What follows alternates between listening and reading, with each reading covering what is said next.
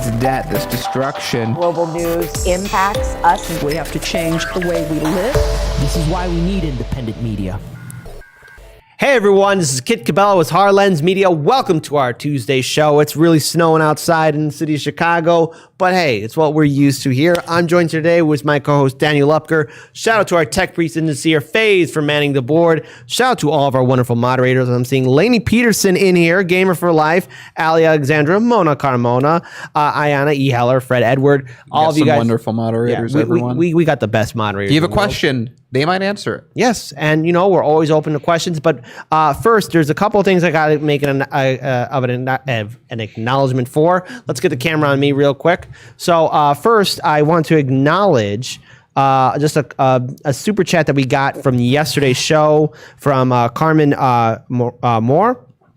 It was $19.99 super chat. It goes on to state, I love what you guys are doing. Keep it up. I can't wait for you guys to become a bigger platform and start reaching more people. I'm going to keep sharing your videos on Twitter like I do now. I tagged you guys in a few. Well, thank you so much for your support. And as we grow, we want to go back to, again, doing a lot of field reporting. We do appreciate that YouTube super chat that we got from you. Thank you so much for that support. Also, I want to acknowledge a couple of Patreon supporters that we got yesterday as well. Shout out to, again, $57 per year pledged by Nate. Thank you so much, Nate. We really do appreciate the support. And shout out to Susan Brown, $5 per month. Thank you for your support. If you want to support Harlens Media, the Patreon link is in the description box below. We appreciate the support. If you can't, be sure to like, comment, share, and subscribe. Hit that ring bell notification. Harlens Media is live every Monday through Friday at 5 p.m. Central Standard Time. We're live on Rockfin every Monday and Wednesday at 4 p.m. Central Standard Time. We have our fun YouTube channel, Chicago Reacts. Join our Discord, follow us on Twitter, and also let's get a wide shot on me and Daniel because we want to play an awesome graphic. This is a Streamlabs super chat that we got, I guess, a while ago. Someone was watching the live stream when we weren't live, and they sent us a super chat or a Streamlab chat, and so we want to honor that. Yeah, and so the Streamlab link is in the description box below. Faze. It's our preferred method. It gives us 25% more than a super chat of the same value because YouTube takes 30% of a super chat if you didn't know that. Yeah. So, Faze, who sent that, and what did they say? This is from Dustin Chicago, or Dust in Chicago, as Daniel pointed out. Okay. They say BJG/Cedar #FTV. Just like my hippie dad, one can get more conservative as they get older. Oh. Not because they changed, but because they got outdated. They learned the old system and don't understand the new generation or reality. We must include this in tone. You know, It's like a grilling with cedar. You don't want to grill with it for too long; it'll just get burnt. Yeah. Okay. Well, look. Here's the thing. I know we all come from different generations, different points of view, and as we all grow older, our points of view do change. But we have to remember, we're dealing with a society right now with neoliberalism and a huge economic divide. We have to talk to people, and that, look, we can't rely on the system of old. We have to embrace change and bring in innovation and have imagination. And so also, I mean, it's always been our thing that, we're always happy to debate or just talk. Let's just say talk, not even debate with people we don't fully agree with. I think it's really important that we do that more than people that we do agree with, because we got to always be pushing the bubble that we live in outwards and trying to break it as much as we can. So if there was a situation where Sam Cedar wanted to do an honest discussion with us, we would still say yes. The problem is right now he just seems to be in a position that from his point of view, he's just there to own the HLM or something of that nature, won't take it seriously. People dig into their quarters, and it's like, yeah, sure, we could make him look like a fool, but that's not what it's supposed to be about. It's supposed to be, and it's very sad, there's like a number of people that we used to talk to a little bit more when we started the channel off that, either some of them actually even inferred very strongly that they wanted money for us to be on their channel or vice versa. You know what I'm thinking of right now? Yeah. We'll leave that alone. Yeah, we'll leave it alone. I just wanted to say it so people know it's a thing that happens. But, we're going to sit here and do our thing. And, one thing we've talked about, one thing Kit's actually been doing a great job of is going on a lot of smaller channels because we know exactly how it felt when we were smaller, and we want to not have that same response. And in fact, I'm going to say this live on air. Faze, before the show ends, we got to create that Zoom link for that guest for the week after after the first week of February. I'm There you go. going to be interviewing Frank Analysis. There you go. He's had me on the show twice. I think it's long overdue. Shout out to Frank Analysis. Check out his YouTube channel. That kid is going places. And with that being said, drink responsibly. Let's get this You're show into that started. way too much. Okay. But no, I think I'm just kidding. It's the right amount. Yeah. All right. So with that being said, let's get started with our first story. So I want to bring up Tulsi Gabbard. She's recently, again, she's a private citizen now. She's no longer in Congress, but she brings up something that's very close to us, and that is big tech censorship. I just want to remind everyone again, between March of 2020 to September of 2020, Harlan's Media, this original channel that you're watching us on, was shadow banned, and that was a very difficult time. And I don't want any YouTuber or any content creator, no matter what platform they do use, to go through what we went through. Especially for as poor of a reason as what we went through. Yeah, it was very stupid. And the thing is, big tech is a very serious issue. So it's a Tulsi time. Let's play this first video of Tulsi Gabbard. She's on Fox News. Let's just hear what she has to say. And again, it's a warning of big tech and why we shouldn't be in a super fast rush to censor those who we disagree with, because again, progressives and independents and libertarians also feel the wrath of it more than just Trump supporters. And just a reminder, because we hear this, and you can let people, this is really for you guys to pass on to other people when it matters to pass on, that there are a lot of people that go, oh, Tulsi's clearly a right-winger, oh, Jimmy Dore, Glenn Green, clearly right-wingers, of course, because they go on Fox News. They don't understand the reality of the situation, which is, that's the only place that'll have them. They are barred from NBC. They're barred from CNN. ABC, and so CBS, so basically, in their mind, the only acceptable answer is to not go anywhere on TV that they don't like. But understand that there is a reason that this is the way it is. Yeah, and look, again, Tulsi Gabbard, she's a private citizen. She's not in Congress. And I agree with her, the fact that, look, we got to worry about big tech. But first, let's play that first video. Former Congresswoman Tulsi Gabbard from Hawaii, Democrat, joins us now. Congresswoman, great to see you. I know you've just been out of the job for a week or two. Are you surprised they're pushing forward with this extra surveillance on would-be domestic terror? It's so dangerous. As you guys have been talking about, this is an issue that all Democrats, Republicans, independents, libertarians should be extremely concerned about, especially because we don't have to guess about where this goes or how this ends. When you have people like former CIA Director John Brennan openly talking about how he's spoken with or heard from appointees and nominees in the Biden administration who are already starting to look across our country for these types of movements similar to the insurgencies they've seen overseas, that in his words, he says, make up this unholy alliance of religious extremists, racists, bigots. He lists a few others and adds at the end, even libertarians. So when you look at their process and they start looking at, okay, what characteristics are we looking for as we're building this profile of a potential extremist? What are we talking about? A religious extremist? Are we talking about Christians, evangelical Christians? What is a religious extremist? Is it somebody who's pro-life? I mean, where do you take this? You start looking at, okay, well, obviously you have to be a white person, obviously likely male. Libertarians, well, if anybody who loves freedom, liberty, maybe has an American flag outside their house, or people who, attended a Trump rally. Once you start walking this down the path, you see where it leads to a very dangerous undermining of our civil liberties, our freedoms in our Constitution, and a targeting of almost half of the country. Ilhan Omar says this. We already have laws on the books, sorry, but you are just going to have to learn to apply them. The other thing I thought was interesting, Congresswoman, I don't see any FBI demanding more tools. They feel they got the tools. These are congressional leaders or members who feel as though they're so freaked out by Trump supporters, they still can't understand why anyone would support him. They want to get to the bottom of it. And do you think the whole deprogramming of Trump supporters, this new buzzword among detractors and Democrats, has anything to do with this? I think it does very directly. I think just on the FBI front, I read a great op-ed this morning from a former FBI agent who made a very strong case for why this new domestic terror law introduced by Adam Schiff is wrong and is directly going to undermine our constitutional rights and freedoms.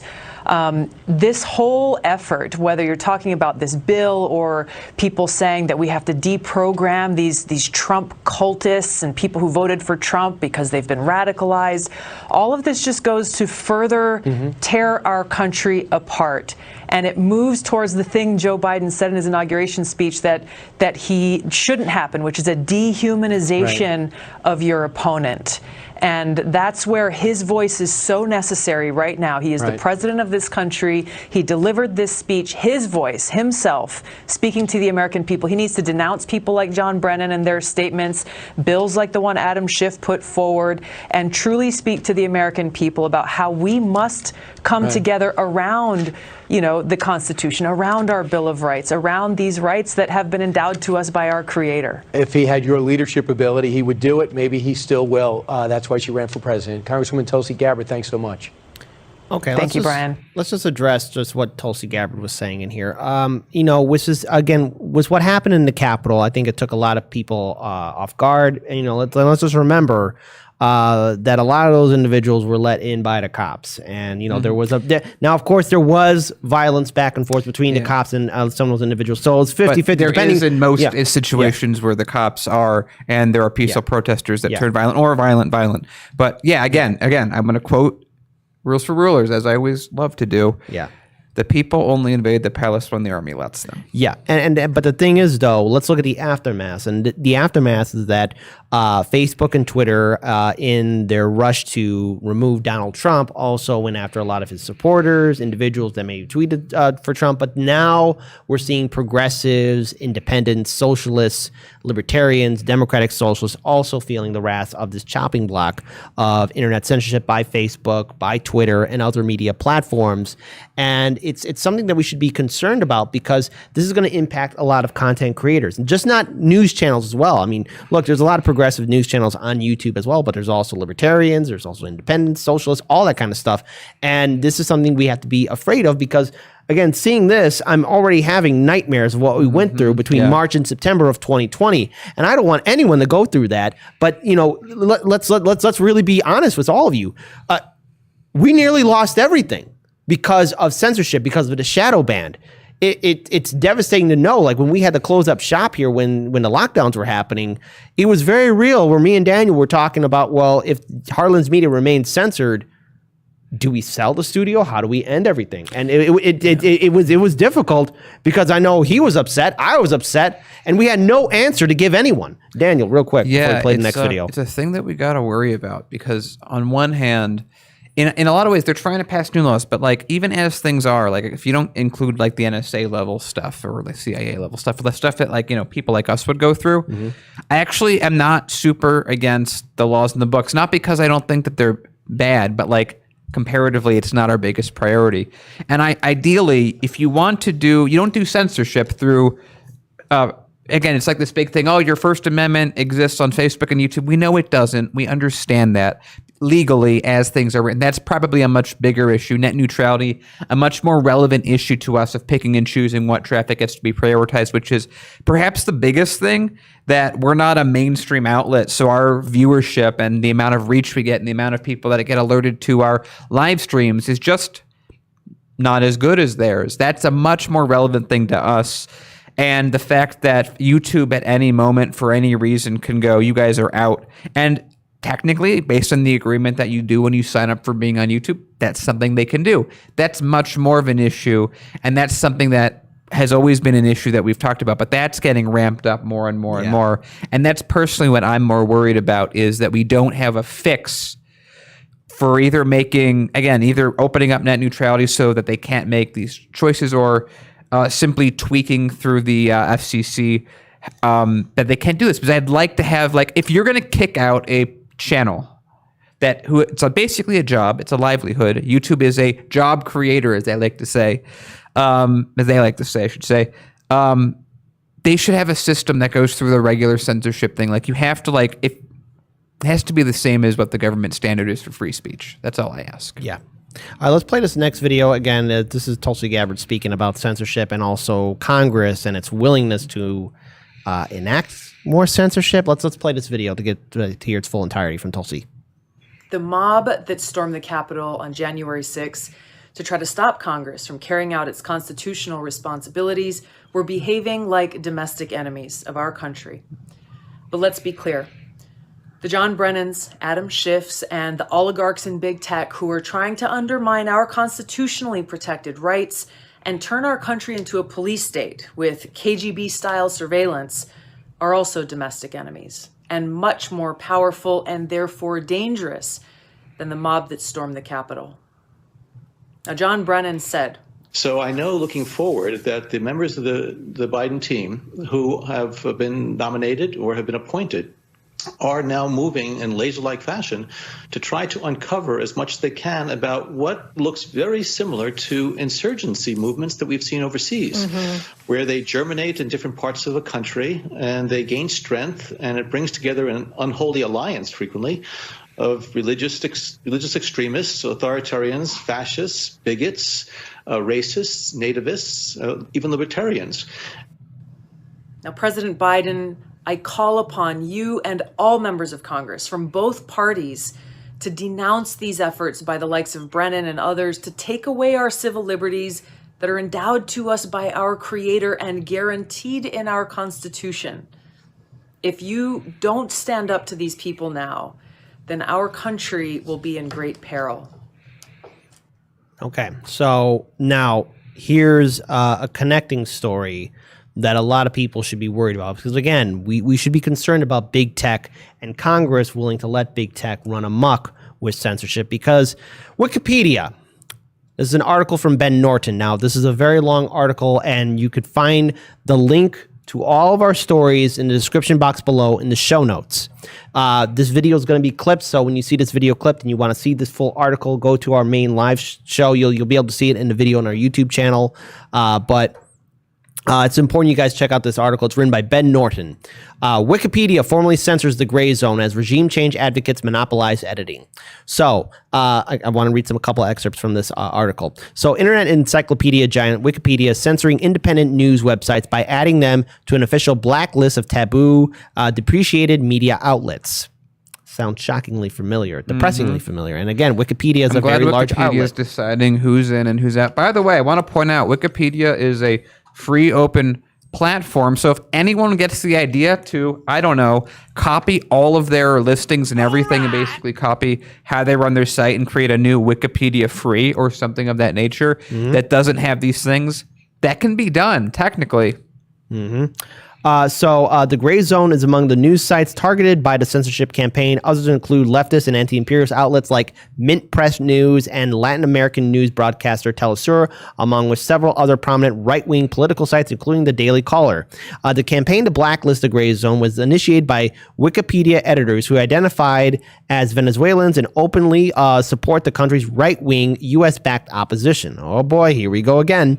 These users obsessively monitor Venezuela related articles, aggressively pushing a regime change line and working to exercise any piece of information or opinion that interferes with their agenda. Together, this tiny handful of editors has successfully banned Wikipedia from citing the Grayzone, falsely claiming that the website publishes unreliable, false, or fabricated information. In fact, in its more than 4 years of existence, including its first 2 years hosted at a website, Alternet, whose use is not forbidden on Wikipedia, the Grayzone has never had to issue a correction or retract story. That's a phenomenal record. That is such a great record for any media outlet to have in such a short time.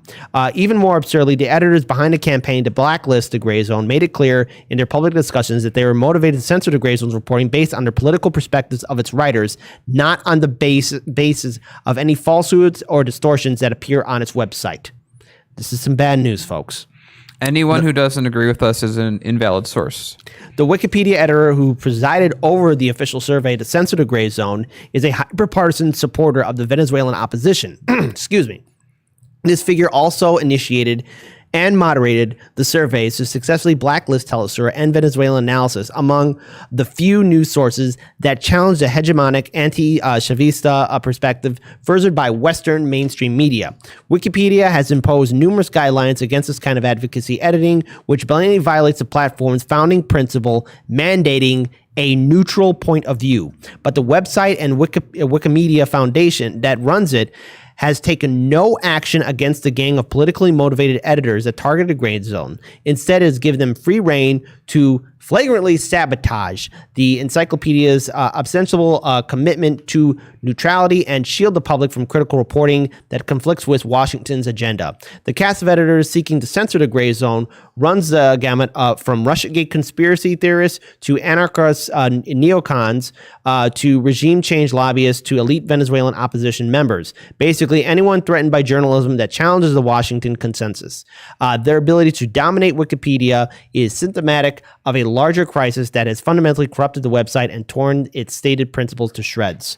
Wikipedia, again, I'm just going through a few short excerpts of this article. I urge you guys to read it full in entirety. Ben Norton did a fantastic job on this.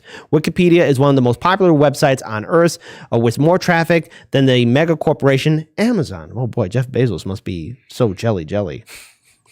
It is far and away the top source of information for people all across the planet. Wikipedia publishes in several different languages. This article focuses on English language version of Wikipedia, which is by far the largest. Yet while the website markets itself as an open source encyclopedia that anyone in the world can edit, the reality is the platform is tightly controlled by a small group of administrators and editors and heavily dominated by powerful institutions that have the resources to mobilize users to advance their interests. An academic study found from 2001 to 2010, a staggering 80% of its edits on Wikipedia were made by just 1% of its users. In other words, a tiny handful of editors have disproportionate control over what people across the world can read when they research something online. And retention rates for new editors have plummeted over years. So that means if you're a college student, don't click copy and paste anything you see on Wikipedia. It will screw you over, and your professors will know about it.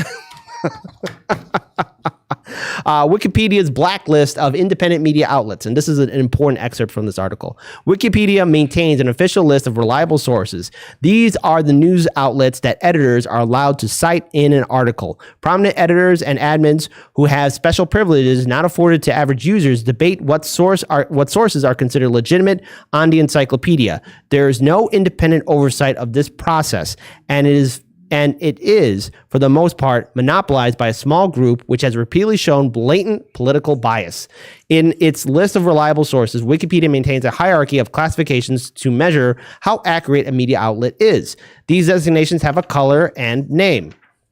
Mainstream corporate media outlets are green, deemed generally reliable. So it's a good thing they never lied about the war in Iraq, Russiagate, election fraud. Right. I mean, Daniel. Just every day screwing things up. Yeah, Dan, experts said that they're green.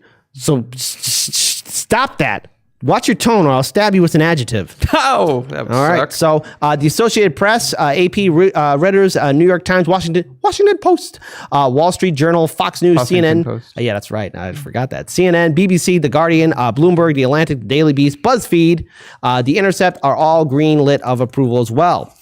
For sources, there is not an editorial consensus of their reliability, so they fall into the yellow category. Examples of our more gonzo-style outlets like Vice, tabloids such as the Cosmopolitan and the Daily Mirror, some think tanks like the Center for Economic and Policy Research, and a few left-leaning websites like Democracy Now! And Counterpunch. Oh boy. However, most independent news websites are considered by Wikipedia to be generally unreliable and are hit with the red light of rejection. Alternate, The Canary, Electronic Antifa, for example, are considered partisan sources, and Wikipedia editors can only credit them if they attribute their statements to the website in the text of the article.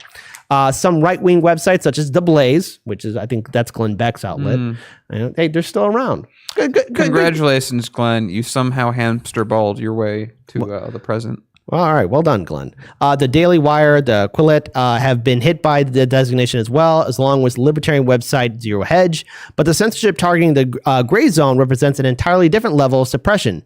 The Grayzone is part of a small handful of publications that have totally been blacklisted on Wikipedia. It is considered a depreciated source and is listed in dark red. This is the worst possible designation on Wikipedia. The censorship is a product of politicized pressure campaign by centrists. Wait. Yeah. They're saying that Glenn Beck is a more reliable source than the Grayzone, which has never, just like Wikipedia, had to retract a story. I mean, WikiLeaks. WikiLeaks had never retracted a story.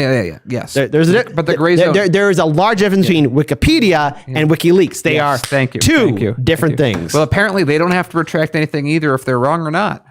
So, again, as stated before, the censorship is the product of a politicized pressure campaign by centrist pro-war editors who have sought to silence the Grayzone solely because they detest its reporting and editorial line. They have proven wholly unreliable to provide any concrete examples of inaccuracy or fabrication. The hyperpartisan editors who led this censorship campaign, named in detail below in this article, justify the blacklisting by claiming there is a consensus that the Grayzone publishes false or fabricated information. Some editors describe the Grayzone as Max Blumenthal's blog and question the website's editorial oversight. Now, again, Grayzone has never had to retract a story, never had to correct the record or say, oops, my bad, we made an oopsie. Yeah. So once again, the Grayzone has never been forced to issue a major correction or retract false story. The smear is absurd, and there is no evidence provided to back it up. Joining the Grayzone on the Wikipedia blacklist is Mint Press News, an independent left-leaning anti-war website, also based in the United States, but also, guys and gals and everyone else, so is WikiLeaks. WikiLeaks is also on there as well. So again, there's so much more in this article, and I'm only just covering the surface. I urge you guys to check it out in its full entirety. But again, go to Grayzone. You can see this article written by Ben Norton. You can find that link also in our show notes as well. It's open for everybody. So let me get this straight. So what we're saying that Wikipedia is saying is that if you're against war, you're incorrect. Well, you know, basically Wikipedia and its editors are running everything. And look, the thing is, this is something that is going to impact a lot of content creators, libertarians, socialists, Greens, Democrats, Republicans, independents. Doesn't matter what news source you watch online. I mean, if you upset the people who control everything, you will be censored. This is why Congress should not be in a fast rush to call for this immediate censorship or have big tech run the show, because everyone's going to be on the chopping block. And Tulsi Gabbard is raising the alarm. Now, Tulsi Gabbard's not in Congress, but to the 15 congressmen and women, progressive men and women that were on the Force of Vote petition, please, please, please don't rush into this, because it's going to impact people you follow too. We're all going to be on the chopping block, and we've dealt with it firsthand.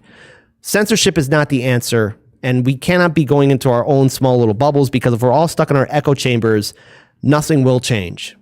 With that being said, we're going to move on now to our next story. But before we do, we got a couple of Streamlabs super chats. A lot of support. Thank you, guys. FaZe, can you acknowledge them and who sent that? I know one of our moderators did. I believe it was Guyana. So let's go ahead and acknowledge that one. Yeah, we have two from Guyana, actually. Okay. First one says, send your messages through Streamlabs and have me, FaZe, read your message live on air. Yeah, don't forget, guys. FaZe reads everything you write, so you can make him say anything you want. All right, awesome. Let's show another graphic of all this. Look at that.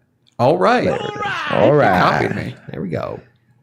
Oh, if we have 3 Streamlabs in a row, we could have a little Matthew McConaughey going on there. All right. We have another Streamlab chat from Silvio. Keep up the good work and stay safe. Thank you. Thank you, Silvio. And thank you. Second one from Guyana. Wikipedia hasn't ever been a legitimate internet source for research. The resources reference may be, but require vetting as well. You know what Agreed. I'll say? That maybe a way to think of this is, man, maybe my college professor was right all this time. Right, and also not for the right reasons, perhaps, but. All right, and also we got a couple of YouTube super chats as well. One from Anthony D'Angelo, $4.99 was a pair saying, keep it up. All right, well, we will.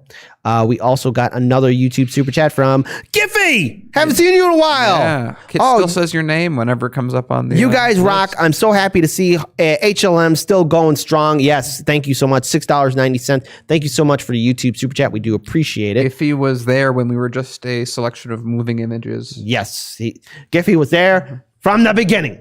Also, I do want to acknowledge something too. We did get I was part of a YouTube video collaboration. We're gonna talk about it tomorrow. Well, the thing is, we can't because he got back to me right now. We're screwed on that part. Well, I mean, but the thing is, we really like it. But we should tell people where to find it though, because it's absolutely amazing. So Alan Myron, actually, if you remember the old intro we used to have for those of you who've been around with the camera, that Hardlands Media, he has done another video, and we just looked at it before the show. It is criminally underviewed, and I mean more criminally than Wikipedia doing what they just did. Yeah. So we're gonna promote this. But I tweeted it out on the Hardlands Media Twitter account. Check out the video after the show. Guess which Avenger Kid is. Hint, it's perfectly aligned. Oh. Well, we can't play the music because it is copyrighted. But we can show a little bit of the section that's specific to Kit. What is going on? But you got to really go watch the video. I'd really give this guy a sub on his channel. Yeah, so just see what's happening. So we're going to play. We can't play the music because it's like Avenger level music, but it's basically what if all left media were Avengers. Yeah, so I'm joining a little bit of a deep fake team going on. Like whoa! So there's not that one. There we go. Look at that face.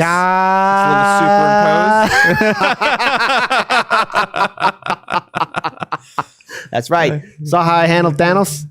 That was good. Congratulations, Captain America. Hope you got all of you. It's a great video. Go check it out. It doesn't just have Kid. It's like a lot of people.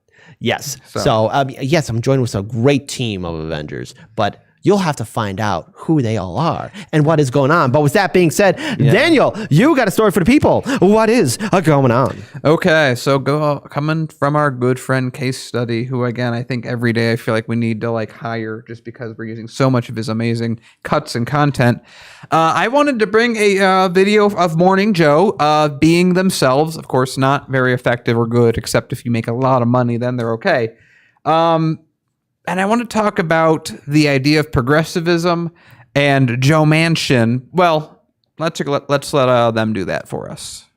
It's a power play, right? With Mitch McConnell, it's always about power. And the legislative filibuster is, for the minority, the central source of power in the Senate. And there's a lot of power there.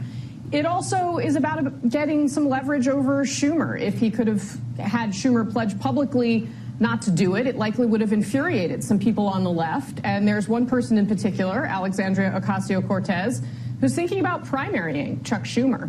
That's Chuck Schumer's big problem with the left of the party. So he couldn't say yes to this. And, the reporting has been that he was apparently angry when Joe Manchin went out and publicly said, I'm not going to support the filibuster, but Joe Manchin and Kristen Sinema are giving him cover to say, well, I didn't do it. I didn't say that I would get rid of this. These people did. And he doesn't have the votes right now to get rid of it. But look, this isn't a static thing, right? If Republicans and McConnell don't act in reasonably good faith, the way they seem to be claiming, at least in some ways, that they actually want to work with Joe Biden, they want to do big things. If they do obstruct just for obstruction's sake because they want to be the ones to win elections, then I think this may shift inside the Democratic caucus. And then I think all bets are off.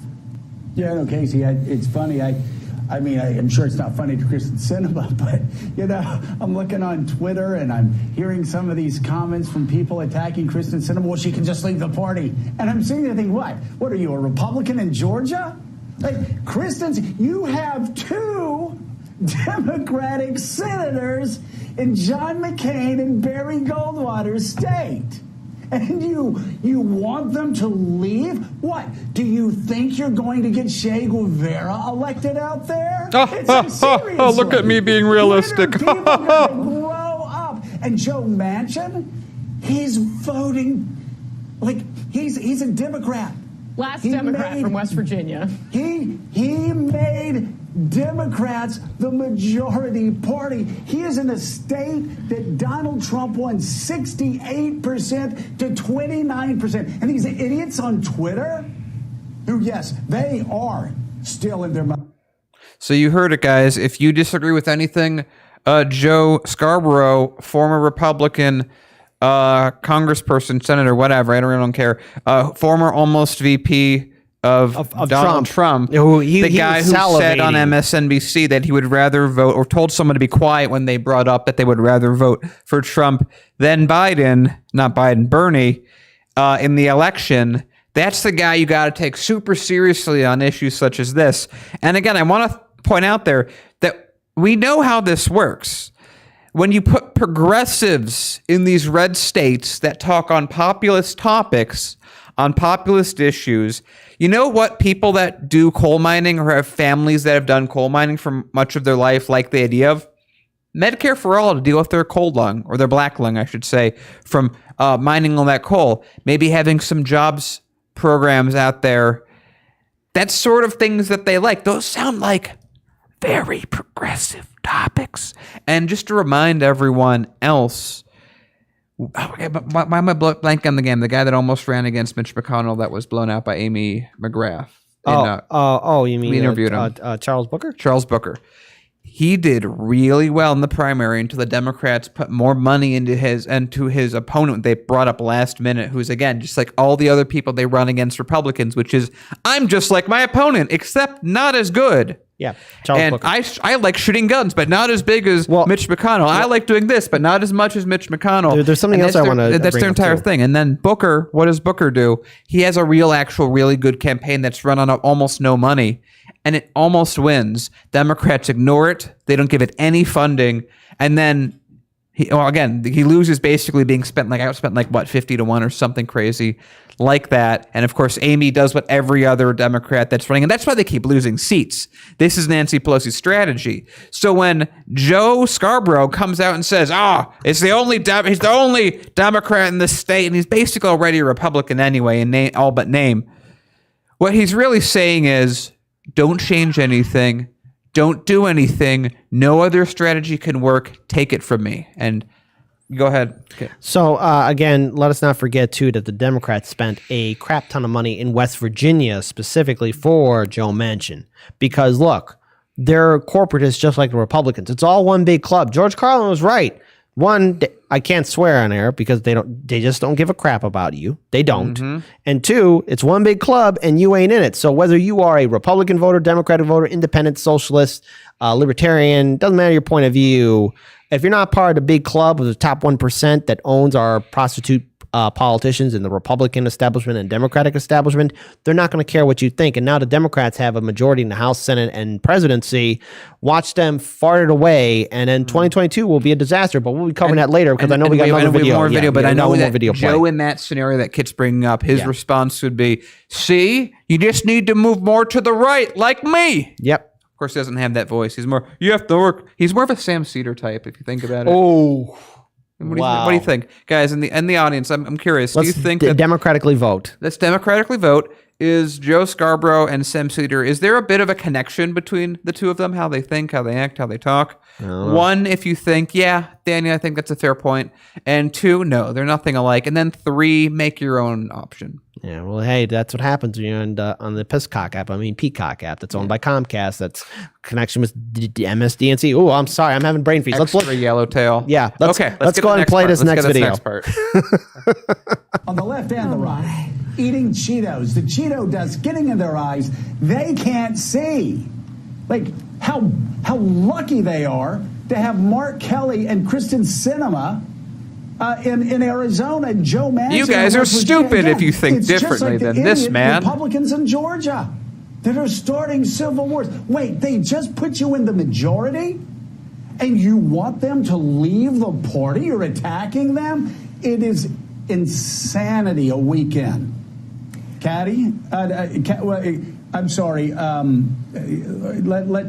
said Mika? Yeah. You sure? Yeah, Alex did. Alex? Oh, was that Alex? But I love Caddy. Well, let's get. By the way, can I pause it for 1 second? Oh, thank you. Gross. Just want to throw out the professionalism of these two being married on air together, and not being a conflict of interest of any kind. Again, I'm sorry. Maybe you already answered this on a previous live stream show. But then Joe Scarborough, isn't he connected to something happened to his intern or something? Yeah, he's had some Me Too moments, but that's okay. Okay, he's on the left. Okay, fine. Sort of. I'm just bringing it up because it seems kind of weird. That's all. I mean, it's like, yeah. I mean, he just sort of has a history of this sort of thing. But remember, He's the good guy. He's on the TV screen, the box that you look at. And yeah, so. All right, let's play the rest of the video. Thank you, Alex. Okay, we will. Casey and then Caddy, go. We're back to it. No, you're right, Joe. I mean, look, it's if you want to win, if you want to hang on to the majority, you got to let these senators reflect the people that sent them there. And okay, pause it again. Let's be real.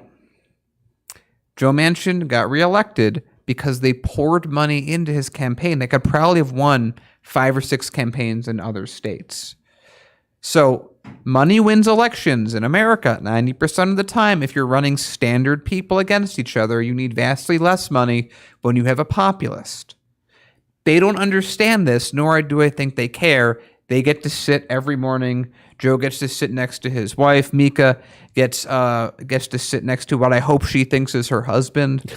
And we'll keep going. Sinema and Mark Kelly start taking more progressive positions, they're going to lose their elections. And, you know, Mitch McConnell knows that. He certainly has governed that way this entire time.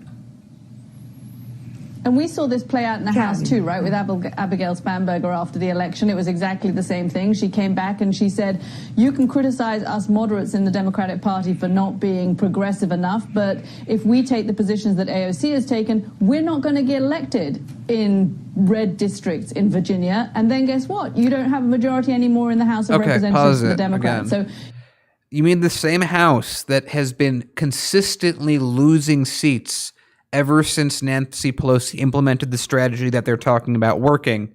That's the strategy. I mean, literally, this is why the majority of the country does not trust mainstream media, is because they can sit up there and just go, yes, circle jerk, yes, all of us agree with the idea that things that don't have evidence because of specific things that we're misattributing what's actually happening. Again, the reason Joe Manchin wins is that he has a huge amount of money that he's able to throw in the campaign that it just isn't able to beat him. And then why would the Republicans put a huge amount of money into beating him when he's already basically one of them anyway? Meanwhile, progressives, as much as we can have disagreements of their strategy and things, especially recently like for the vote, regardless of that, they can win elections with a fraction of the money of the people they're running against. And in this last cycle, we contracted in the House with the Democrats. Who lost? Was it what Joe Scarborough and his gang are talking about? Was it the progressives that screwed over the Democrats? No, the progressives, as the squad would call them, and that category, they expanded their lead. They got more seats in. Every time a cycle happens, they're pulling out 5 or 6 wins, and they're getting, albeit more effective than the first time they did it. Mm-hmm. Meanwhile, the same old strategy of centrists, what is that doing? They're not really appealing to anyone. It's a minimal voter turnout, which again comes back down to money, and they aren't having as much money because they're throwing it at Joe Manchin. They're throwing it at Amy McGrath after there was someone that could have actually possibly beaten Mitch McConnell. So everything that they're saying, everything that they're insinuating, everything that they're talking about is... what did Wikipedia call it? What was their terminology? Disengaged. What was the word that they used? Disingenuous. No. They had a specific. Oh, I have to go right through the article again. Well, okay. Well, it doesn't sound as good when I say it this way, but the word that Wikipedia used for the Grayzone. Yeah. That's what this is. This is saying whatever they want, never having to retract when they make a mistake, and never being held accountable, because their entire point is to lie about the world so that the people watching don't realize what's going on, and then trick them into thinking that anyone that disagrees with them is a Cheeto dust eater and shouldn't be taken seriously. So it's a gaslight on top of a lie. Yeah. Let's play the rest of the video in its entirety, and I'll close his final notes. We're seeing it play out on the Democratic Party in the Senate and in the House, and in the end, it's the way that they will lose majorities.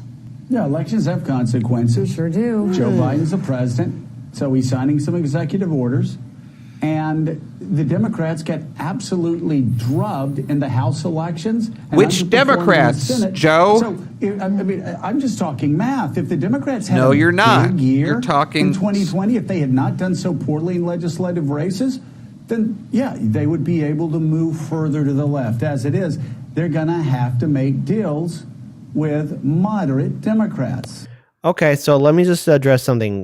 Before November 3rd of 2020, the Democrats held in the United States Congress and House, specifically, 230 seats. They had a large majority. They're down to 222, I believe. So they lost a lot of seats because they went in for that's right, pragmatic centrist. They'd still have the supermajority if they just, maybe embrace some progressive policies, Medicare for all. I don't know. Surprisingly, there's a lot of Republicans who also agree with Medicare for all. Republican voters, to be precise, who agree with it. Libertarians, independents, socialists, Democratic voters. I think there's a universal agreement that we need to have single-payer health care, and it's going to be very popular. But I want to give the final word to Cannabis Sativa, who says this: Democrats will repeat 1994 and 2010 in 2022. Watch, because if nothing fundamentally changes, if we don't start embracing progressive policies like, promises that were made, making sure people aren't evicted, making sure we get continuous stimulus checks, making sure, people aren't in medical bankruptcy, the Democrats are going to get torn apart. With that being said, we're going to move on now to our next story. But before we do, we got a $10 Streamlabs super chat. Let's play that awesome graphic. Who sent it to us? I believe it's Zach. I think it's all right. It's all right. Zach, all right. Zach says Democrats waiting for the Republicans to cooperate with them are like Charlie Brown, always thinking Lucy's going to let them kick the football. Oh, that's good. That's very true, because remember, the Democrats, especially the progressives, don't have any committee seats, and Nancy Pelosi made that executive decision. Nancy, who's eating her ice cream. Now, let's go and get to our third story. And by the way, do you think that ice cream is made by unions? No. Yeah. No. No. That ice cream's made of the souls of desperate people, because Nancy has the only thing that no tastes soul. good to her anymore. Yeah. So let's play this next. Let's go to this next segment. So before we play the video, look, everyone, the evictions are happening. And of course, it's been extended. I've been told the January 31st is not the deadline. It's been moved on to another month. They keep pushing we keep covering it. And the thing is, you can kick the can down the road as much as you want. Evictions are happening. Shout out to Case Study QB, who found this clip. Again, it's difficult to sit through, but this is happening. These are real people. Let's play this video. This school, 25% of the students here are homeless. You say 25? 25%. A quarter of all of the students at this school are homeless? This is a community that has a lot of poverty, a lot of pain. For many here, life was hard well before the pandemic. Now, crippled with record COVID rates and massive unemployment. We visited a food bank nearby where the line stretched down the block. What were you doing for work? I clean houses. House cleaning?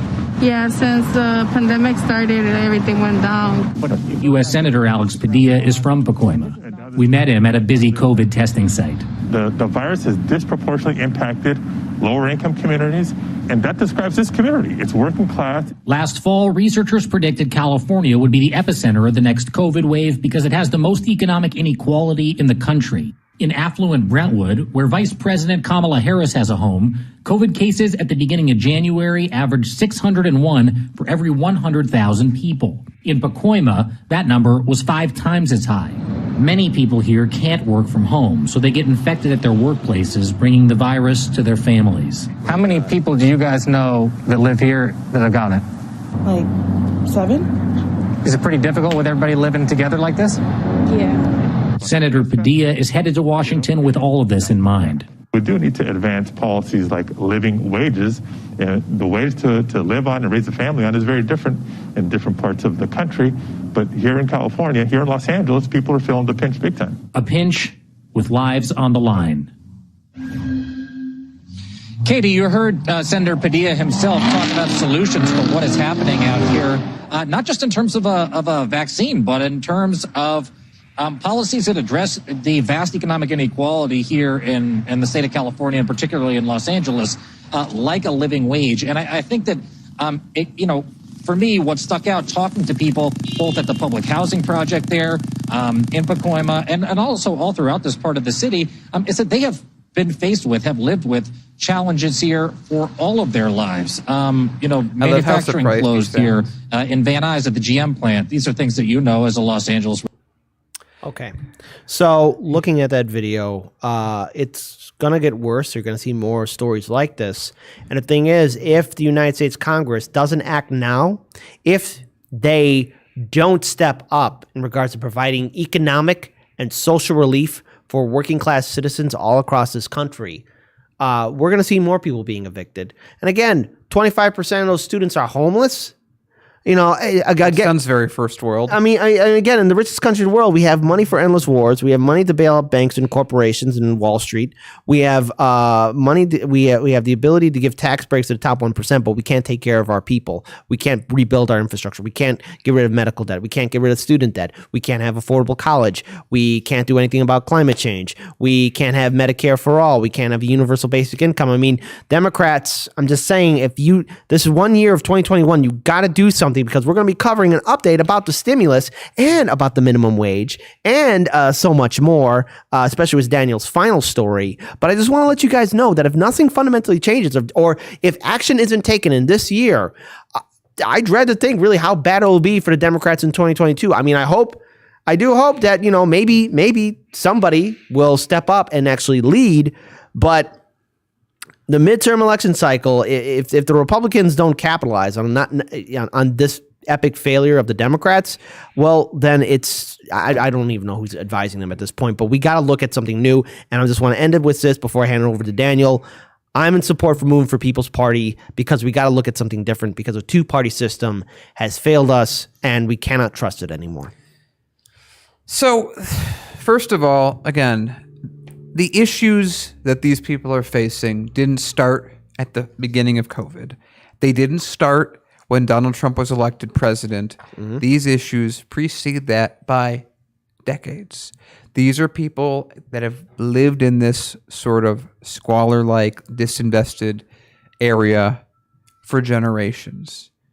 It's the story of so many places in this country where you're either hyper-successful, you're doing okay as long as you have a job, or you're doing well as long as you have a job in a home that you have as long as you have a job, or you're below that and you're just scraping by. This is the scraping by class. These are the people that if things get much harder, in a year, 2 years, the CIA might be calling them white supremacist insurgents based on the definitions they were giving earlier. This is abject poverty. If you have a quarter of your students that are homeless, that's an absolute disgrace in the nation to even have that be a thing that occurs in the first place. And I love he's like, oh, we're going to solve this with a $15 minimum wage in LA. Yeah, the place where, if I remember correctly, it's like $21 an hour gets you a 2-bedroom apartment, if not more. I don't follow exactly to the greatest extent the exact pricing of LA housing. These are people that are getting coronavirus. They're not able to stop it from happening because of the conditions that they're living in and being forced to go to work. And we've already covered the immense amount of scarring that does to your lung tissue. And on top of that, all the other issues that come with getting it. So on top of everything else, these people can't afford to quarantine effectively all the time. Like even here, like we're lucky enough that we have enough going on that none of us have gotten sick yet. And all of them have. And it's a disgrace. It's an absolute disgrace. And on top of this, many of them don't have jobs. So they're going to get evicted anyway. What are you going to do? I mean, it's a distress. But don't worry. Joe Scarborough says that we're lucky to have Joe Manchin to help us out on this one. Yeah. All right. So look, we got to be better, but people are hurting. So first I want to acknowledge, we did get a couple of YouTube super chats and I just want to acknowledge those. So before we move on to our next segment, first was from Roger Meadows. Hold on. Wait, we got 3 YouTube super chats. Roger Meadows, first one, $5. Chuck actually thinks that we care about Semina and Manchin covering for him, completely ignoring all he's done to us. He needs a serious town hall, not a donor hall. I mean, just like Mika. I mean, I guess if you're a battered wife long enough, you start to like it. Oh my Stockholm Syndrome thing. After all. All right, another one. $5 YouTube super chat from Doc Terminus. New to this party, but your show has been destroying since the Jimmy forced the oops, hold on. Come on. Don't do that to me, YouTube, when I'm reading somebody's YouTube super chat. Thank you again for the super chat, Doc. New to this party, but your show has been destroying since the Jimmy forced the vote situation. Please don't stop, fellas, and thanks. Well, thank you. And I would argue that we've had a good show, but it's only since then that YouTube has been like, okay. Yes. Well, actually, you know what? It's because of our viewers. You guys are amazing. All of you have basically saved this studio and this network. We're constantly saved by you, and we're always trying to make sure we keep our business aligned to what you guys want. That's right. And before I read the final YouTube super chat, look, if you subscribe to us on Rockfin, Chicago Reacts, and Hardlands Media, you're going to get different content. Because nothing's click copy and the Patreon show too. I don't know why you always leave out. It's a wonderful show. Yes. I care deeply. Well, the thing is, all four of them, you're going to get different content. So there we go. Because we feel we owe you guys so much after everything you've done. And to be fair, your Rockfin show is very amazing. It is. It's super awesome. Subscribe to us on Rockfin. Roger Meadows, $5. AOC Squad and the rest. You can't be mad at GOP. Samina and mention for using a tool you refuse to use. Leverage. Take note. Exactly. All right. And awesome. And again, special shout out to all of our moderators as well. And thank you so much, Roger. I hope you got those links to those original stories that you asked for. So, enjoy them. And also just to jump on that as well. Like, this is the thing. Like, the reason that we're hard on the squad is that they should be the ones that are most aligned with us by all the paper that's out there, all the talk that they've made. Mm-hmm. And so we're going to be extra hard on them because they should be extra easy to deal with, and they're not. Mm-hmm. So we're pretty fair. I mean, we're pretty consistent with how we treat people and the standards that we run stuff by and view things by. We have basically one standard that applies to everyone on any topic that we're going. So they need to step up because it's a time that we're in where we need people to be beacons of hope, and they're just not pulling it off. Yeah, we expect more. But with that being said, this is an interesting follow-up to our very first story that we did with Tulsi Gabbard. Daniel. Yeah. You got a story for the people. What is going on? So as I was just talking about, there are situations where we're looking for the squad and people in that group to do something we can go, yes, thank you. At least you're talking about it, even if you're not doing anything about it. And this is one of those situations. Rashida Tlaib is actually stepping up and trying to fight the growing of the surveillance state, which I think we should all applaud her for because we want her to do things that are useful, such as this. Let's go on. So, the second-term Democratic Representative Rashida Tlaib of Michigan, the outspoken progressive Palestinian-American and member of the squad, is leading the opposition to calls from the Biden administration and others to massively expand the security state in response to the Capitol attack. Rep. Tlaib earlier this week released a letter to Congress leadership co-signed by 9 other progressive Democrats, arguing that the U.S. is already well-equipped to monitor and prosecute the groups behind the deadly Trump-incited attack. And again, I would add a little context that I'm going to bring to that, which is this is the police letting them in. That was the real issue. Any crowd outside the White House when Trump was president, which there were a lot of protests outside the White House. Lane, you're not telling me that if the police had opened the gates and the door to the White House, people would have not flowed in. This is a control issue. Anyway. There's no need to hand law enforcement and surveillance agencies new laws and powers. Just because you're not doing your own stuff properly doesn't mean that we get to lose our rights.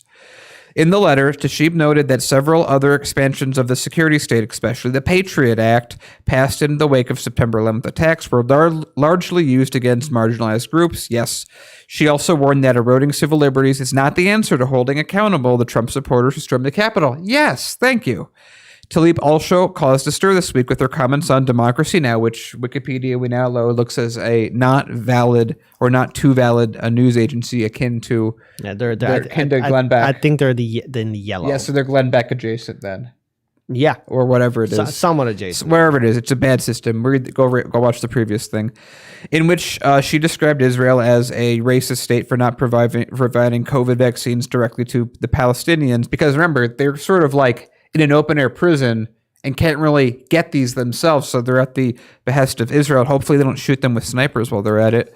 Critics have pushed back on similar accusations, noting that Israel, and I love that they're like, no, we have to make sure we make a point in this article. We're not going to address everything else. Also, notice this is what they always do with Tulsi because she is Palestinian. Anytime that there's anything with her that she's doing something good, every article, and I'm defending her on this one because it's realistic. They always go, yeah, article, she said these things. She also doesn't like Israel. We want to make sure we throw that somewhere in the article so you don't forget that you shouldn't like the rest of the points. I mean, that's how they do things. Anyway, so they make the point that that Israel is vaccinating Arab Israeli citizens and Palestinian residents in East Jerusalem, which is not everyone. And I'm not sure how many people they're doing it or how they're prioritizing that. But thanks for throwing that in there, Yahoo News. Just to make sure we got the point, which was relevant to this. Anyway, I'm trying not to get off track with that. And that the also accords place vaccination responsibilities on the Palestinian Authority. Oh yeah, right, the one that can't even get concrete to rebuild their buildings that get blown up. Those guys. Oh yeah, it's their responsibility to get a vaccine imported. Right? Yeah, of course. With all the money that they're making from that basically bombed city. And that Palestinian Authority has reportedly not asked for Israeli help in securing vaccines. Yeah, that's like a don't punch yourself sort of a thing. Insider columnist Anthony Fisher spoke by phone with Rashida Tlaib this Thursday about her bold opposition to giving law enforcement sweeping new powers, her hope that civil liberty defending Republicans will join her in this cause, and how she'd like to see Biden administration address relations. Again, they're throwing it again with Israel and Palestine. So again, hey, I'm talking, hey, policing issue. Hey, a thing over here. Hey, she talks about Israel in a way that people don't like. Always make sure you conflate. And so on this issue, I'm glad to see her talking about this. I'm glad to see she's stepping out and putting some political capital up on this issue. I do appreciate it. And I think all of us should, because when our congressmen do actually do something that is what we want, we should say, I mean, keep it going. Don't stop. But good job here. Okay. So keep going. Win. Okay, so here's the thing. Like, look, with Rashida Tlaib, I mean, obviously, she has her point of view with what's happening in Israel and Palestine. But when she calls it out, she's being bullied around by the media and those who are associated with Israel. And the thing is that the sad fact is that she's also part of this super fast rush to call for big tech censorship. And the thing is, what I think a lot of these politicians, progressive politicians, fail to realize is that what she is saying will also be censored because it's going to go up against a corporate narrative. And remember, Rashid and to the progressive congressmen and women that are on the Force the Vote petition, you guys voted in Nancy, who has a lot of close ties with a lot of lobby groups that also have ties towards Israel and all this other stuff. So, I mean, on the one hand, I'm glad she's still speaking out. On the other hand, be careful because you're going to get censored now too. And this is more, again, going to what Tulsi Gabbard brought up. Maybe you should sit AOC and the rest of the squad and the other progressive congressmen and women down and, Rashid, you should just explain to them, hey, maybe we were wrong on the censorship thing because I could see you guys being censored right away. Maybe your Twitter account gets taken down because if they could take down President Donald Trump's Twitter account as well as ban him on so many other social media platforms, who's to say you guys aren't next? Because this is the danger of censorship. Because once you censor somebody, you're censoring them all. Yeah. And the thing is, how do you beat hate speech? With compassion and intelligence, because I believe the world is filled with good people. And I believe in a better future. But, it's hard for me to defend Rashid on one hand, but because on the other hand, she's also calling for censorship too. Yeah. So, I mean, it's not a win-win. You got to call it out for what it is. And I hope they move away from this path of censorship because it's going to bite them very soon. Yeah, and that again, let me make that all very clear. So, like again, I'm saying that this is like the minimum of what I would expect out of them in not even an idea, like a normal situation, like maybe like where I was mentally in 2016 around when they got elected. But it's something, and I think that for me at least, we see so little of them that they've been so disappointing at just about everything. The fact that something is actually being talked about that's worth talking about it means something to me at least, even if it probably won't mean anything in terms of policy or something we'll get past that shouldn't. So yeah. All right, we're gonna move on now to our next story. Before we do, we actually got a YouTube super chat, $5. Uh-oh, no one tell Rachel Maddow, a Russian bot, beep, boop, beep, $5. He's using, the Russian bot is using U.S. currency, not rubles. Well, they got a good exchange rate. All right. Long time, first time, LOL. Why when the Republicans win, they push through their agenda. Democrats win, they want bipartisanship.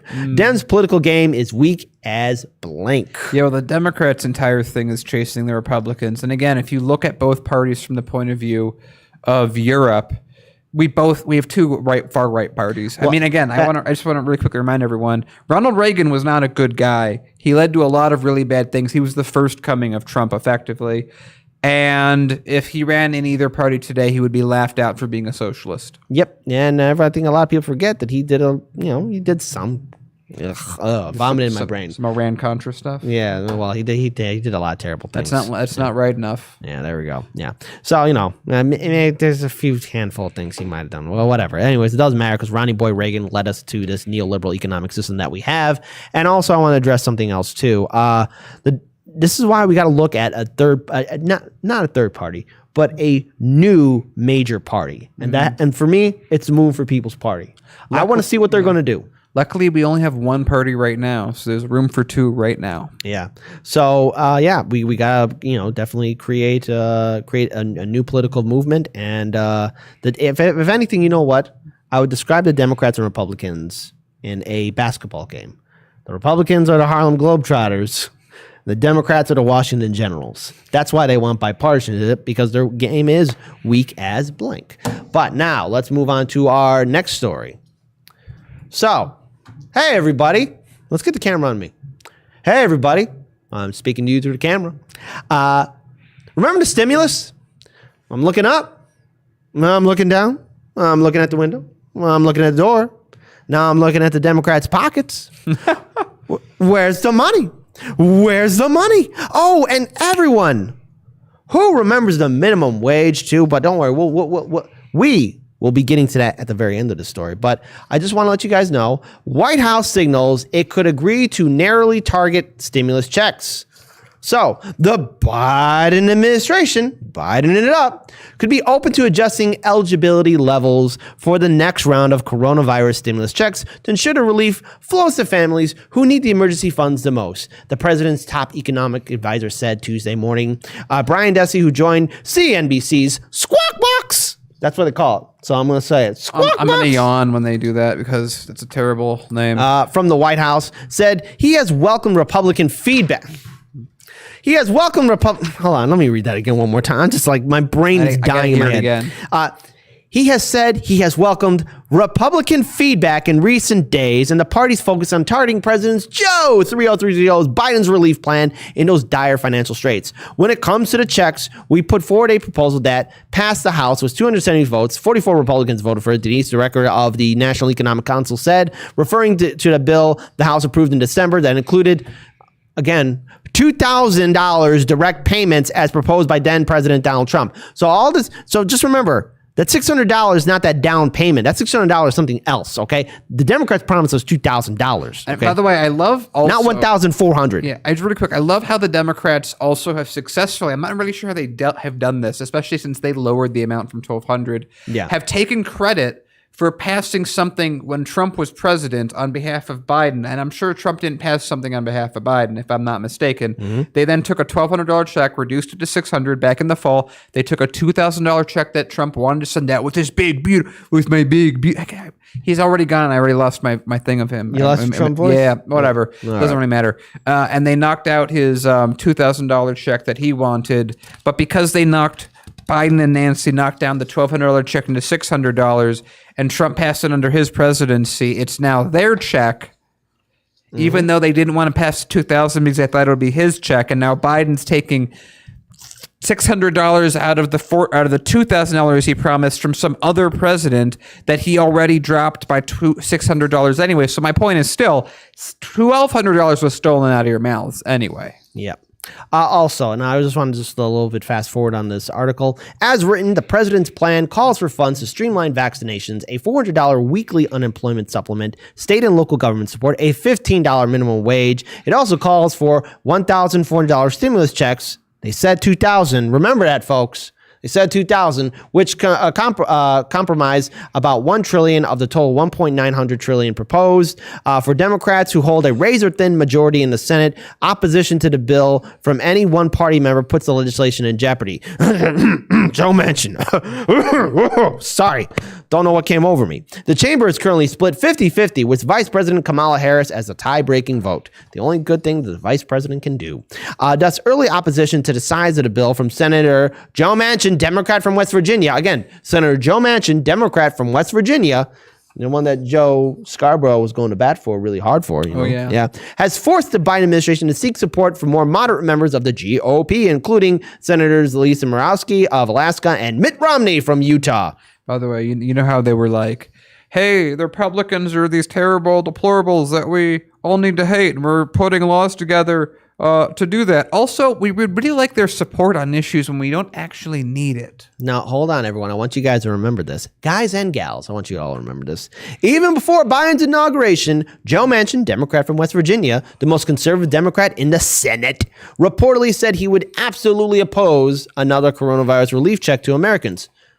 You know, if Tulsi Gabbard, let's say Tulsi Gabbard was in Congress and she said this, do you have any idea how many heads would explode? How many people would be foaming at the mouth? Actually, I don't think that many. I think that what they would say is, good, she's finally on board with us. Yeah, probably. Or I don't know. But see, the thing is, again. Let us know in the comments. Do you think that if Tulsi was on this page, she would get crap? One, or she would get acceptance from the Dems too. Yeah, again, because look at Joe Manchin. He's not getting any pushback from any progressives, you know. He's getting defense. Yeah, you know, he later clarified that he wants to ensure that any new round of stimulus is directed only to those who need it.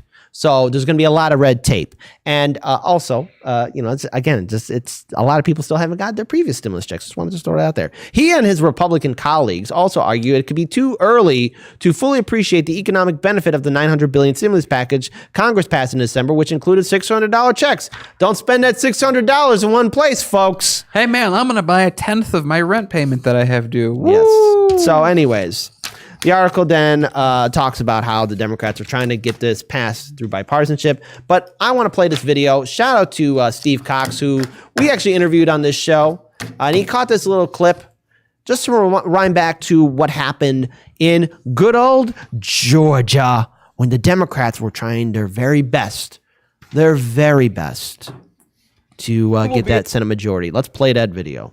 Able to pass $2,000 stimulus checks for the people next week when we win these races in Georgia and get economic Wait, can you back that up? I think I didn't. Can you just back it up like a couple seconds? Yeah, let's play it again. Did he say $1,400? No, he said $2,000. Next week when we win these races in Georgia and get economic relief directly into the bank accounts of the American people who are suffering right now. By electing John and the Reverend, you can make an immediate difference in your own lives. The lives of the people all across this country, because their election will put an end to the block in Washington on that $2,000 stimulus check. That money that will go out the door immediately. Tell people who are in real trouble. We will be able to pass. All right. Okay, this is now officially the video. If you've gotten this far, if you have anyone in your life that is convinced that they said $1,400, send them this clip. Yeah. Again, we were promised $2,000.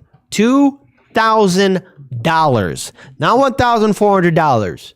Okay, I know math might be difficult for Joe Biden and the Democrats, but $2,000 was promised, not $1,400. Don't just say that $600 was a down payment, and don't forget that the Biden administration got involved in that previous stimulus bill to lower the $1,200 to $600. So that's what Joe Biden's administration did. And don't forget also that it was Nancy Pelosi during the height of pandemic who said. These are her own words, that the reason why we didn't get continuous stimulus checks is because she wanted to hurt Trump. Well, guess what? The orange man is gone, but you didn't hurt Trump. You didn't hurt anyone with him. You hurt working class families that desperately could have used that $1,200. Now, is $1,200 enough? No, but I'm guarantee you this. I'll just imagine it. Just after March, April, May, June, July, August, September, October, November. That's 8 months. And of $1,200, that's like 8 months of continuous stimulus checks. That $1,200 could have helped a lot of people, but Nancy, Democratic Speaker of the House, voted in by the progressive congressmen and women, said no because she wanted to hurt Trump. And on top of this, what is that amount that most people that are just screwed and about to be kicked out of their homes and apartments, what's the amount that they're in debt with on that? Right, about $6,000 or $7,000. Yeah, it's rising up. If a $1,200 check, I don't care if Steve Mnuchin himself signed it, came out every month, 10% of people would not be a step away from homelessness right now. But politics is the game. And again, when we're playing games, we never play games with the rich and the powerful and their money and their tax cuts. No, that's bipartisan. We never play games when it comes to fighting wars that we don't really need to fight, basically against people with pickup trucks. No. We get as much, we will spend billions of dollars to blow up those pickup trucks, even if there's 3 of them. But when it comes to your life, your family's lives, the lives of your neighbors, the lives of people you don't know who really, really need those jobs, the people that are in that district that have 25% school children who are that are homeless, Yep. They need that money. And they're the ones that have been abandoned so that Nancy Pelosi could shift the scales so that Trump wouldn't win. And now, once they've won, the promise that they gave everyone of $2,000 immediately is now cut by 25% and is now, actually let me quote one of our chat from Andrew, $2,000 next week and now is $1,400 sometime eventually. This is the American dream. This is the American promise. It is broken. Yep. And look, people are going to remember these promises, and there's been stories. Jimmy Dore actually covered it on his show. So has Nico House and Convo Couch and a few others too. And then about how people in Georgia feel cheated, and how the people who are knocking on doors for the Democratic Party say like, well, we lied to people. And one person went so far to say, look, I'm proud. I'm a man of my word. And now I'm getting phone calls from people saying that I lied to them. I don't know what else to say. We were promised $2,000. I also want to say this. I would give a shout out to E. Heller.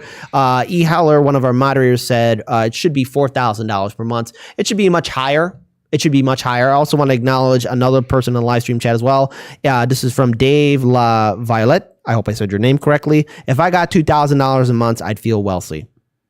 Yeah. Hey, I'm not going to argue with you, buddy. I would feel the exact same way too. I would be very grateful, but actually it should be $4,000. Dare I say maybe $5,000 per month, because that's what we're entitled to. And I don't care what your political opinion is, or say, oh, I don't like stimulus checks. No, you deserve it. Every single American, all 350 million plus, deserve that money, because you know what? We've been going through a lot of crap. You deserve it. You're entitled to it. You deserve it. There we go. Also, the crazy thing is, when I mean by deserve it, I mean deserving the stimulus checks. We deserve the stimulus checks. Because I don't want that to be used on a future campaign ad. Kit says you deserve all of the pain that you're getting. No, not live on air. The new Joe Scarborough. No, I don't want to be like that. No. Kit's the new Sam Cedar. No. No. There you go. There's my fake news. Okay. I was just gonna say that. Ironically, so he's talking about $2,000 a month, which is $24,000 a year before taxes. It would make him feel rich. Which ironic is that, well, I don't know exactly what it is post-pandemic, but pre-pandemic, the middle American average mean wage was $70,000, which is closer to your like $6,000 a month. Yeah. I also want to bring up one last tweet, and before we show the image of it. People are struggling. And all this talk about, we can't increase the minimum wage. The minimum wage should be much higher. This just in, breaking. Let's pull that tweet up from NBC Politics. Just in, House and Senate Democrats introduced legislation to raise the federal minimum wage from $7.25 to $15 by 2025. Oh boy, hey! 5 years when the money's worth way less than it was when we originally called 5 years ago. So after 10 years, $15 isn't worth $15. Can we actually have that image up one more time, please? Not with the bill resolution, but let's actually just focus on just that tweet. Again, just in, House and Senate Democrats introduced legislation to raise the minimum wage, federal minimum wage, from $7.25 to $15 by 2025. Let's do democracy in the live stream chat, because we're doing a lot of democracies. Type 1 if you can wait for 5 years in 2025 for $15 minimum wage. Type 2 if you want to say F the political establishment, because I can't think of anyone that has time to wait right now. If this is what the Democrats in the House are offering, it's going to be a slaughter in the 2022 midterm election cycle. And I don't hear any crap from anybody like, oh no, what if Trump runs again? What happens if the Republicans, like if the Democrats give lackluster policy, if they're not going to do anything, if nothing fundamentally changes, it will be a slaughter in 2022 and it'll be a slaughter in 2024. Okay, this is what's going to happen. Now, look, if it doesn't happen, if the Democrats somehow narrowly get by, if it continues to progress, we're going to get somebody worse than Trump. That's the thing. I'm afraid of a competent version of Donald Trump getting into office. And I just did some quick math. I know we don't have future years of inflation, but I just did some, what's the inflation between 2000 and 2020, which is a 20-year period, which is about how long this sort of a movement has been started, although it's been a lot louder since Bernie Sanders brought it up in his election run. But over 20 years, the value of a dollar has dropped by 50%. So $15, like right now, the minimum wage federal is like what, $7.25.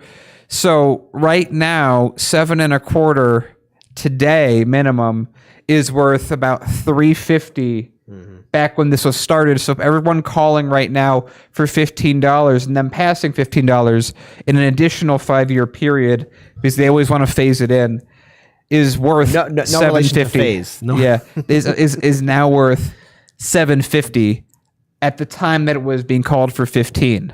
So we're still no farther from when we started, even if we do that right now. If we do a phase in to 2025, the answer should be about $25 an hour. Yeah. To actually be $15 an hour. This is a gross display of incompetence, and I'm for third. I'm for third parties. I'm for a new major political party. Moving for People's Party. I hope your organizers are taking notes at the failures of previous groups that have been co-opted by the DNC and the corporate media establishment, because if we don't get any pushback, it's going to be an epic disaster. And the thing is, we all have to work together. You just don't rely on one person to be the hero of the story. All of you watching in your own right, whatever your political affiliation is, has to be a leader. Has to be a leader for your community, for your people, so that we can all work together. And that means also speaking to people that are outside your political bubble. And I'm sure we can all find common ground. I don't know, controversial statement, but if we can work together. Sam said not to do that because that makes you a bad person to try and reach outside your bubble. Or is it at trying to, try and build a coalition? Like before we get to our next story, but before we end the story, again, shout out to FaZe, who actually reminded me of that video of that one individual. His name is going on in my head, but he convinced 100 Klans members to stop being part of the KKK. So I mean, it was a terrible thing to do. And it's a dangerous thing for him to do, because again, he was an African American man, going to a KKK rally to convince those members to stop wearing that. I mean, that is dangerous. But he did it. He succeeded in doing it. He was on Joe Rogan's show. That was, by the way, check that. That was an amazing podcast. His name is Daryl Davis. Daryl Davis. Thank you so much, FaZe. Shout out to FaZe. That's a story of someone who's actually changing hearts and minds while also putting themselves at risk. That's severe risk, man. That guy got so many people, Yeah. high-ranking members, to leave, and it's like, or you could do that, or you could just yell at them, and see which one works better. Yeah. In the end, it's all about what's more efficient to do and what makes the most change, not what makes you feel the best. And also, Anna Jackson, also, before we end this story too, Anna Jackson says Fred Hampton, I believe it was during this week he was assassinated. Mm-hmm. He was definitely trying to build a large coalition. He was an individual who was a leader for his community, and he was taken away. And shout out to Fred Hampton for and the work his he ghost, which is in chat. Well, you've been watching that? I did not know. Yeah, Fred Hampton's ghost has been roaming chat. Okay, well, let's. All right, I was taken off guard with that. Just like we have Jesus come in every now and then too. But with that being said, again, we're not getting our stimulus checks. We're still waiting, and the minimum wage will be $15 at the end of 2025. Which is actually, again, as we've pointed out, basically going to be the same as what we originally asked for when this movement started. All right, so we are going to now move on to our next story. I don't think we got any super chats or Streamlabs chats. All right, great, cool. Great. But special shout out again to our moderators, Ali, Fred Edward, Gamer for Life, E. Heller, Ayana, and Alexandria. Mona Carmona, and I think Lainey Peterson's also in there too. You guys are doing a fantastic job. Daniel, you can see we have Fred Hampton and we have a quick super chat. Oh, we do? Oh, let's see. Your phone's more faster than I me. know my phone is good. Roger Meadows, $2, $8,000 a month. I'm not going to argue with you. You know what? Everyone, we deserve, all of you deserve and are entitled to $8,000 a month for a stimulus check. And you want to know why? I don't care what your political affiliation is, because you're awesome. That's why. And you deserve an $8,000 stimulus check per month. Who wants to make $100,000 a year as a sorry, we really sucked at so many things for so many people, America? Yeah. All right, let's move on to our next story. Daniel, you got a story for the people. What is going on? Okay, well, Bernie Sanders is back in the news, and no, it's not because he sat in a chair and was photoshopped in a lot of places, although that was adorable, and I think kind of the extent of what he's able to pull off now. I mean, he was more talked about than Biden. Yeah, it's whatever. This is actually something that I liked that he did, but of course, I'm not sure it means all that much. I want to get your guys' feedback on this as well. So Bernie Sanders is warning Democrats of Republicans sweeping 2022 if they fail the people. Okay. Yeah, okay. Well, all right. Well, I'm glad he's putting out the warning, just like it sort of feels like the warnings I make where I'm like, hey, I have a prediction about this thing that I hope doesn't come true, and then it comes true, and it's like, damn. Anyway. As President Biden pushes for bipartisan consensus on a sweeping relief bill that looks increasingly out of reach, gotta love that. Senator Bernie Sanders said Sunday that he believes Democrats must act on stimulus now, even if that means cutting Republicans out of the process to deliver aid to American families, upholding campaign promises that prevent the loss of the House, Senate, and House in 2022. As the head of the powerful budget committee, Sanders will be able to shepherd relief legislation through the Senate using a special process called budget reconciliation, which only requires a simple majority of votes to pass 50 Democrats plus Kamala, rather than 60 under normal rules. And of course, Biden's like, no, we have to go by normal rules. We just want a majority, so we can't vote on anything. We need to make it harder. In an interview on CNN State of the Union, Sanders said reconciliation is the appropriate step forward. And if you watch that interview, they're very dickish about it. They're like, oh, but you said something different when Republicans were trying to pass tax cuts. Gotcha. And he's like, giving money to the American people, stopping a depression pandemic, giving tax cuts to the rich. Oh, these things look different. Anyway, to pass Democrats sweeping stimulus priorities, which include another round of stimulus checks, a further expansion of federal supplemental unemployment insurance, a major expansion of child tax credit, rental relief, student loan relief, a $15 minimum wage and more. Using reconciliation will circumvent opposition to ensure Democrats' priorities make it into law, which could also damage Biden's aspirations to foster bipartisanship, because as we know, here in America, the most important thing isn't helping the American people, it's making sure Biden feels okay. So, Sanders said he's willing to work with Republicans on the legislation, but added lawmakers cannot wait weeks and weeks and months to go forward. He warned that if Democrats cannot act quickly to deliver the relief legislation they promised in the next election cycle, the party will face severe consequences in the 2022 midterm elections. And they have a quote from him that if Democrats do not respond now, I believe 2 years from now, Republicans will say, hey, you elected these guys and they did nothing, vote for us, and they will win. Yep. Yeah. All right, Bernie, I agree. I wish Bernie had his more kind of a pushback in 2016 and 2020 when... Or during the race. During election cycles, actually, to be more precise. During the 2016 election cycle and the 2020 election cycle when they, the DNC rigged the primary to deny him the nomination. I mean, that's what they did to you, Bernie. But Bernie is correct on this because, look, if the Democrats don't do anything, if nothing fundamentally changes, it could be a potential political slaughter for the Democrats in 2022 and in 2024 because there's plenty of ammunition for the Republicans to use. But at this point, I'm not caring about the Democratic Party. I'm more interested, again, I'm curious about the Movement for People's Party. I've seen the Greens and Libertarians. I wish them all the best and I wish them success. But, we got to look at something that's going to fight back. And Movement for People's Party, if you're not taking notes of the failure of the Democratic Party and other political organizations and other failures of third parties, I don't know what to say. But at this point, I'm looking at Movement for People's Party as being that maybe that bastion. And I wish them success. I wish all third parties, including the Greens and Libertarians, success as well, because we just can't trust this two-party system anymore. And let's be very clear about what we're seeing firsthand. We're still in regime change wars. We don't have affordable college. We have medical debt. We have student debt. We have a crumbling infrastructure. We have tax breaks for the top 1%. We have money in politics running amok. We're not getting our stimulus checks. We don't have universal basic income. We don't have Medicare for all. We don't have any social safety nets for our people. People are still at risk of being evicted. In fact, there are people being evicted from their homes right now. Small businesses are shutting up shop. We're looking at school closures. And again, we're still dealing with this pandemic. And I want this vaccination to work. But because this vaccination deployment is being handled so sloppily, all this blame is going to land on the Democrats. And yeah, on the one hand, you could blame Trump, but remember, this has been years, decades in the making with the election of Ronald Reagan, George Bush Sr., Bill Clinton, George Bush Jr., Barack Obama, Donald Trump, and now Joe Biden. This is the years of neoliberalism. And the one thing that this one tiny little virus, COVID-19, has proven, that the smoke and mirrors of our neoliberal economic system was all one big lie, and people are struggling. And I don't want to see anyone get hurt, but we're dealing with thousands of communities. We're dealing with millions of Americans that are scared and frightened. We don't trust our media anymore because our media is owned by corporations, Wall Street, big banks, and these are the same outlets, Wall Street, big banks, and corporations that own our politicians.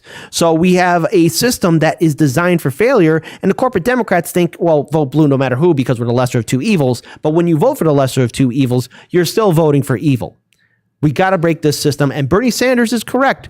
The Democrats will be walking into a slaughter, and so to the 15 progressive congressmen and women that were on the force to vote petition, now's the time to fight. Now's not the time to play nice, but if you keep on bowing to the Democrats and listening to Nancy and Chucky Boy Schumer, it's going to be a disaster. I wish you fought harder. That's it. Yeah, it's and here's a thing to think about that someone had mentioned in the comments a couple days ago, and I've really been ruminating in my head, that it's not really a vote for the lesser of two evils. That's a nice way of saying vote for me. I'm not as bad.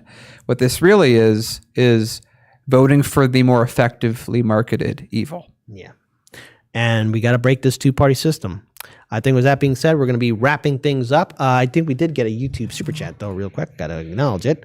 Shout out to Hoodoo Burns. Haven't seen you in a while. $5. Bernie, Dems should do better. Dems, how dare you? Bipartisanship. Oof. Printer. Go brrr. Is it the money printer? Yep. Oh, man. I always love it when the money printer goes. Yeah, I know. Exactly. We do fun sound effects voices. So first, come to Heartlands Media for the sound effects and some news, too. Yeah, exactly. So Heartlands Media, we are live every Monday through Friday at 5 p.m. Central Standard Time. We're live on Rockfin every Monday and Wednesday at 4 p.m. Central Standard Time. We also have our fun channel, Chicago Reacts. That's on YouTube. So we have 2 YouTube channels and a Rockfin channel. Also, if you want to support independent media, we know times are tough. Please consider being a Patreon supporter. We do have a fun Patreon show. 3 times a week. And so we have a lot of different content. So no matter which one you go to, you're going to get different content. Join our Discord and also follow us on Twitter. And if you be sure to like, comment, share, and subscribe. Share our content on social media. It really helps us out because the censorship is very real. Double check and triple check that you're still subscribed, especially on the YouTube channels, because YouTube does unsubscribe people. Shout out to our moderators. We have Ali Alexandria, Mona Carmona, Fred Edward, E. Heller, Ayana. I know Lainey Peterson was in there. Shout out to our tech priest Insincere Faith for manning the board. Shout out to Daniel Upward for being a co-host. We're going to be back tomorrow at 5 p.m. Central Standard Time. I'm Kit Cabello, the host of Heartlands Media. Peace to you guys, and let us go ahead. Yeah, I was going to say, once we cut over, FAs, can we let the outro run for about 5 minutes today? Because I'm looking at the pre-shot that we have on our setup before we cut over. It's really beautiful in Chicago today. So just take a look, especially if you don't have snow in your area. Yeah. Let this count for you. All right. Well, with that being said, drink responsibly. I'm Kit Cabello, the host of Heartlands Media. Let us all do what we can to build a better future.